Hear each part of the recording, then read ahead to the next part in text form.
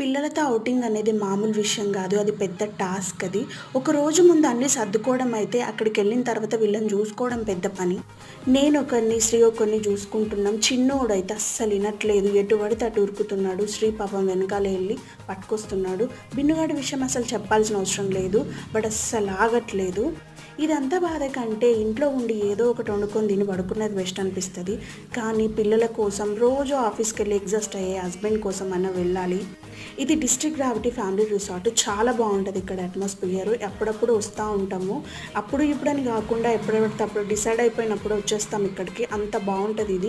ఇది చాలా నచ్చుతది. ఇక్కడ బ్యూటీ ఏంటంటే చాలా స్విమ్మింగ్ పూల్స్ ఉంటాయి ఇక్కడ పిల్లలకి, పెద్దలకి అందరికీ.